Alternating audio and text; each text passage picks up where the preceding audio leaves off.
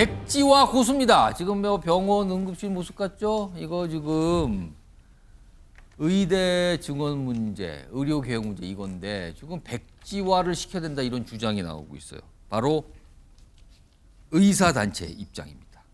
우선 관련된 주장부터 좀 들어보겠습니다. 윤석열 대통령의 사과와 내년도 그 증원도 일단 백지화해야 된다 이런 입장인 것 같은데 맞습니까? 네, 맞습니다. 일단 조건이 2025년도 정원도 얘기를 해야 된다는 거죠. 그리고 현재 구도로 보면 여야 의정으로 한다 그러면 결국 정부 빼고 나머지는 다 2025년을 논의할 수 있다는 어떤 자세를 견지하고 있지 않습니까? 그렇다고 한다면 합의점을 찾아낼 수 있을 것으로 생각합니다.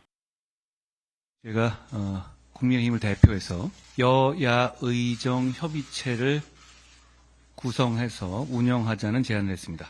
현재 여야 정은 모두 참여 의사를 밝히고 있는 것으로 보이고요.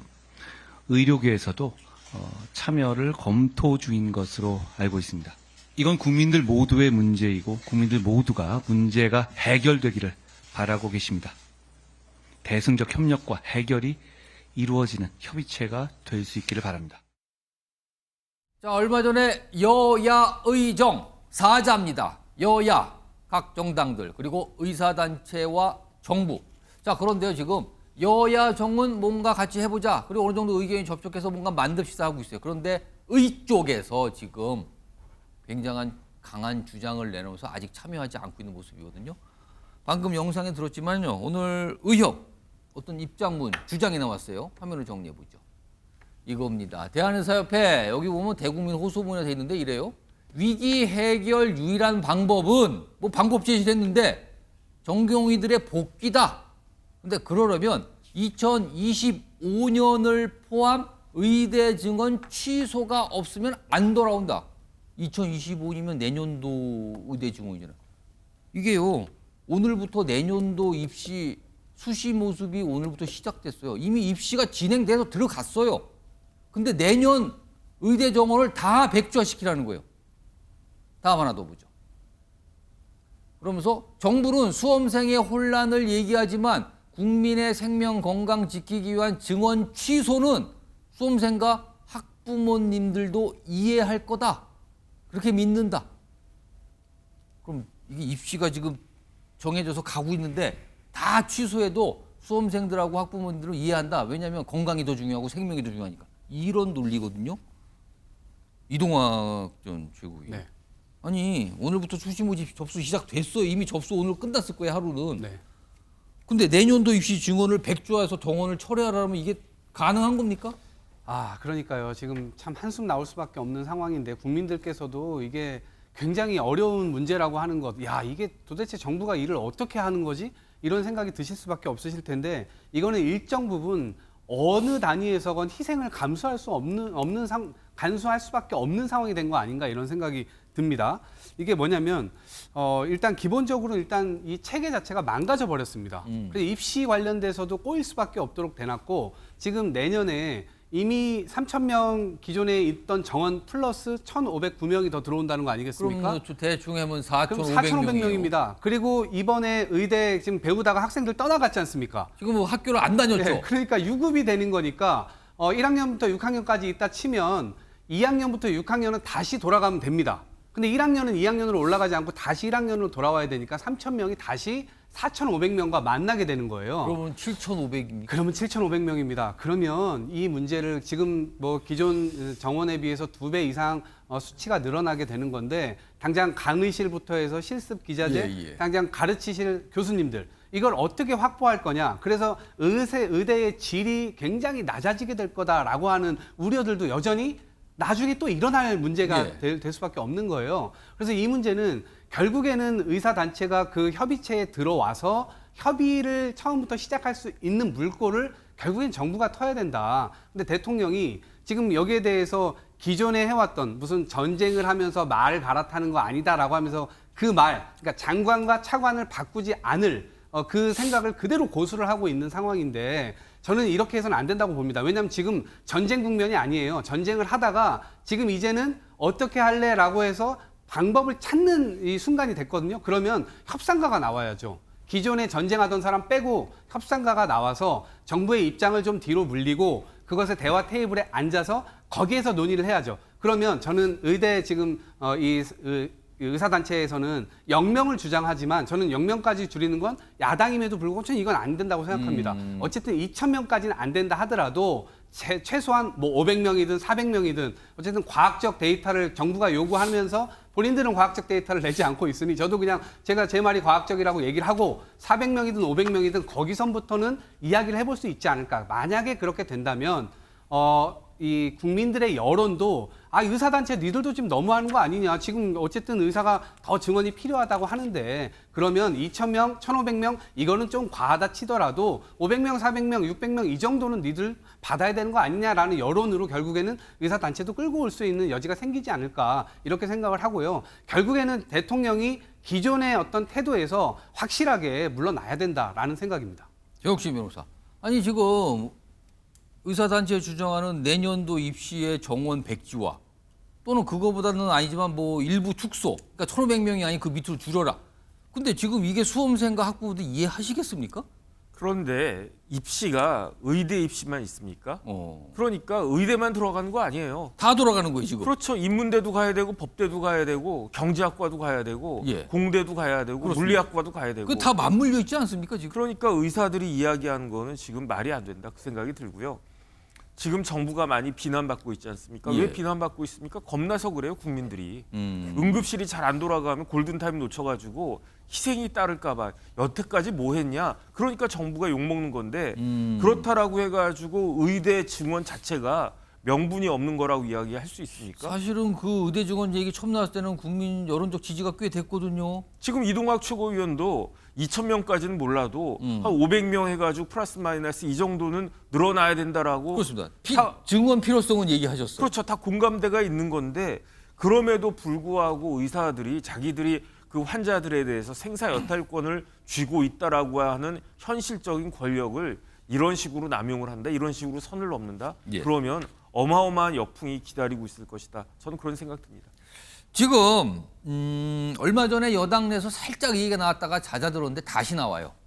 그러니까 지금 이 증원 정책을 사실상 앞에서 끌고 간다라고 많은 분들이 보죠. 보건복지부 차관 얘기인데요. 거치 얘기를 하시는 분들이 오늘 좀 있습니다. 들어보겠습니다. 사실 지금 당장 장차관을 바꾸는 거는 현실적으로 어렵겠지만 또 한편 생각해보면 의사협회가 지금 여야 의정에도 안 들어온다 그러는 판인데 어떻게든 참여시키려면 좀 융통성을 보여줘야 되는데 그렇게 하기 위해서는 스스로 차관님 정도는 스스로 좀 고민을 좀 하는 것도 사태 해결에 도움이 될 수 있지 않겠나. 그렇게 해야 의사협회에서 좀 들어오는데 어떤 하나의 계기가 마련되지 않겠나 하는 생각도 듭니다. 진정성을 보여주기 위해서라도 대통령의 사과 책임자들의 문책에 대한 것은 적절한 조치가 있어야 된다는 것들을 저희들이 자꾸 말씀을 드리는 겁니다. 아무 문제가 없다. 병원에 한번 가봐라. 응급실에 가봐라. 이렇게 큰 소리치게 대통령을 만들었던 그 허위복을 누가 한 겁니까? 그 허위복한 사람들에 대해서 그냥 놔둘 수가 없는 거 아닙니까? 송영우 대변인. 그러니까 박민수 보건복지부 차관의 앞에서 오세훈 시장은 약간 자진 사퇴 스스로 좀 물러나는 게 어떻습니까? 그게 돌파가 될 것 같은데요라고 하고 민주당에서는 이제 문책, 그러니까 경질을 하라는 거잖아요. 이거 어떻게 판단하세요? 일단 대화의 여건을 만들기 위한 노력들은 무엇이든 가리지 않고 할 필요는 있습니다. 지금 이 여야 의정 협의체는요. 의료계가 참여를 하는 것이 결국 관건인 것 아니겠습니까? 그것보다 중요한 게 없다고 생각이 돼요. 그러면은 대화의 여건을 갖추기 위한 정지 작업들을 해야 되고 예를 들면은 협상 테이블에 어제까지 서로 인상 쓰고 싸우던 그 당사자가 도로 나올 수는 없지 않겠습니까? 그러면 현실적으로 대화가 어려운 측면이 있죠. 그러면은 적어도 이 여야 의정 협의체에 참여하는 담당자는 다른 사람이 된다든가 뭐 이런 거는 지금대로라면 보건복지부 장관 차관이 정부 대표로 나서게 되는 거 아닙니까? 그러니까 뭔가 다른 직책을 카운터파트로 둔다든가 하는 방법이 있을 수 있겠죠. 그런데 이제 한편으로는 이 의료 현안이 굉장히 파악하기가 어렵습니다. 또 그동안에 진행되어 온 그 과정이 있고요. 그러면은 새로운 사람이 이 자리를 갑자기 이어받았다고 했을 때 이게 또 원활하게 인수인계가 되고 현안 파악이 되겠는가라고 하는 현실적인 문제점도 있습니다. 그렇기 때문에 상당히 고민스러운데요. 저는 이 지점에서 이제 개인적으로는 좀 묻고 싶은 것이 박민수 차관 본인은 무슨 생각을 하고 있는지 궁금합니다. 솔직히 지금 뭐 한동훈 대표도 언행에 대해서 지적을 했었고. 예. 뭐 오세훈 시장도 지적이 나왔어요. 본인이 지금 좀 고민을 해야 되지 않느냐는 취지의 언급이 있었고 뭐 나경원 의원, 김재섭 의원, 김종혁 최고위원 많은 분들이 말씀을 하셨어요. 그리고 또 국민들로부터도 일정한 목소리들이 있습니다. 그러면은 이제 당사자인 본인이 이런 것들을 모르지 않을 텐데 그러면 현 시점에서 어떤 생각을 하고 있을까, 어떤 판단일까 좀 내심 궁금하긴 합니다. 혹시 당에서는 대통령실이 이제 인사 관련된 거를 뭐 권한 행사를 하니까 대통령실과 윤석열 대통령이 박민수 차관 관련해서 의견 전달을 했다고 봐야 되나요, 당에서? 그 일단은 공개적으로 대상자인 본인이 충분히 인지할 수 있을 만큼 공개적인 전달이 이루어졌다고 봐야 되겠죠. 그래서 제가 박민수 차관 본인은 지금 무슨 생각인지 궁금하다고 하는 것인데 지금 당내에서도 여러 가지 의견과 목소리가 있다고 봐야 될 것 같습니다. 왜냐하면 현실적으로 이 담당자를 인위적으로 교체를 했을 때 그러면은 후임자가 와서 이걸 파악하고 더 잘 이 상황에 대처할 수 있느냐라는 부분에 대해서도 고민이 없진 않습니다. 정경환 교수님은 그러니까 자진 사퇴 또는 경질 이거예요 지금요. 약간 주장하는 바는 다르지만 이거 어떻게? 박민수 차관은 문책 경질해야 하죠. 자, 이것은 차관이 모든 정책에 무슨 컨트롤 타워인 거 아닙니다. 많은 박민수 차관 외에도요 이 문제에 어떤 역할할 수 있는 공직자들 많이 있습니다. 자, 그런데 문제는 뭐냐? 나는 이 정권 윤석열 정부가요 정말 의료가 붕괴하면 정권이 붕괴될 수 있다는 그런 위기 의식을 가지고 있느냐는 거예요. 자, 벌써 추석 연휴 앞두고 의료 대란에 대한 국민적 염려 굉장히 지금 증폭되고 있습니다. 만약에요 응급치료로 살 수 있는 환자가 예를 들어서 병원에 가지 못해서 만약에 죽음에 이르는다면 누가 책임질 거예요. 그런 위기 의식을 가지고 저는 이 문제를 임했으면 좋겠다. 자, 박민수 차관 얼마 전에 국민들 화를 돋우는 발언까지 했습니다. 자, 뭐 전화를 할 수 있으면 경증이다. 응급실 가지 마라 어지간하면 이런 식의 태도를 한 사람이기도 해요. 자, 그런 맥락에서 본다면 박민수 차관의 문책 경질은 불가피하다. 하나만 더 덧붙이면 이렇습니다. 대통령이 이 문제를 정말 의료 대란 문제를 중요하게 생각하고 뭔가 여야 의정 협의체를 본격적으로 한번 끌고 가겠다라고 하는 의지를 보여주는 차원에서라도 박민수 차관의 경질은 필요하다. 결국 뭡니까? 의료인들을 테이블에 앉게 하는 것 그런 차원에서 상당히 명분이 있는 조처가 될 수 있다는 점에서 저는 적극적으로 문책 경질을 통해서 뭔가 이 돌파구를 만들어줘야 된다. 그런 위기의식으로 임할 때만이 조금이라도 나아갈 수 있을 것이다. 의료인들이 보이는 여러 가지 뭐 정책적인 어떤 결정에 있어서의 어떤 경직성이라든가 여러 가지 비판할 대목이 있습니다만 지금은 정부가 의료계를 여야 의정 협의체에 참여할 수 있도록 하기 위한 계기와 명분을 만들어주는 것이 무엇보다도 중요하다는 관점에서 문책 경질은 불가피한 상황으로 보여집니다.